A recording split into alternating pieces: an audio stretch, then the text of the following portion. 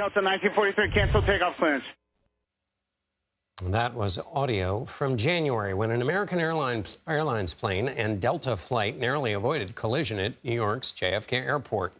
Though not all runway incidents come that close to catastrophe, the FAA has recorded roughly 1,000 so-called incursions this year. 57 have occurred this month alone. The New York Times reported Monday air traffic control staff shortages and growing holes in the layers of the safety system are increasing the risk of a catastrophic event. Joining us now to discuss is Hassan Shahidi, President and CEO of Flight Safety Foundation. Thank you so much for joining us. Let's start with what characterizes a near miss or close call in the eyes of aviation professionals. Well, we'll start there. What defines that? Well, since the beginning of the year, we've had several of these close calls, and they're defined as when two aircraft come into very close proximity of each other. And that is really what is defined as a close call, specifically relating to runway incursions that we've seen since the beginning of the year. And are there more of them now? Have they always been going on and we're all just paying attention because there have been some that seem more acute? And what's the reporting mechanism for this? In other words, well, I guess answer the question that everybody really wants to know, which is, are there more of them and how alarmed should we be? I think we have seen an increasing number of these since the beginning of the year. Not all of them are, as you mentioned, serious, but there have been serious incidents that are being investigated, making sure that the root causes are understood and addressed before anything serious happens. And why are there, what are the root causes of these additional incidents? I think there are multiple factors that are being looked at by investigators, including staffing, human factors, training is an issue, procedures, and certainly availability of technologies. One of the important factors being looked at by the investigators is the importance of compliance with standard operating procedures by both air traffic controllers and pilots. Let's address the shortages question before the lack of compliance. What's the result of the shortages? Is it pay? Training takes too long? Tight labor market? What's behind that? Well, one factor is certainly the mandatory retirement age for air traffic controllers, which at this time is age 56. But we have also seen problems in hiring of air traffic controllers at certain U.S. facilities, such as New York, which is really challenging. So these are some of the factors that go into some of the shortages that we've seen recently. And what makes things particularly challenging in New York?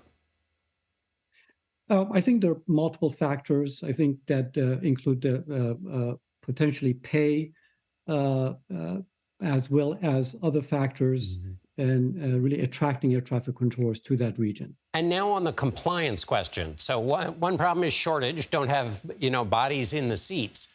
And the question is, the bodies that are in the seats, the lack of compliance, is it because they're overburdened, they lack the training? What's the result of what's causing that? I think what we've seen over the past couple of years, we've had new entrants into the industry in terms of new pilots and air traffic controllers. And I think it's going to be very important to make sure that the training is there for all of the employees, to make sure that they understand the procedures, they understand the training requirements, and that every day these compliant issues are being addressed. And what can additional measures be taken other than everybody recognizing that this is a challenge, increasing and improving training, putting more bodies into the jobs? Are there other measures that can be taken to manage this challenge? Absolutely. The FAA administrator held a safety summit in March that included the top professionals in safety from across the country. I think everybody agreed that really there's a multifaceted approach that is important. They acknowledged that certainly we have a very safe air transportation system in the U.S. today, but that there needs to be vigilance against complacency. And certainly there needs to be a more emphasis on training, especially making sure that we're staffed in the key positions, and make sure that the standard operating procedures are reinforced. Complacency is an interesting word. Is it that people are complacent or that they are placing safety in perhaps the wrong priority list, putting financial concerns ahead, something else? Because it seems hard to believe that people involved in the moving of big machines at high volume filled with passengers would get complacent.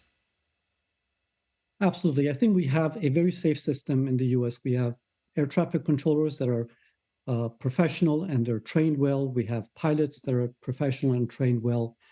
And what the aviation industry is looking at is what else can be done to make sure that enough training, enough resources are provided so that we don't get into this situation where there is complacency, because we've had a very safe system for a long time.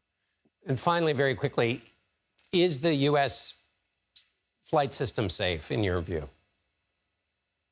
We have thousands of operations every day with airplanes departing and landing at all of the airports in the U.S.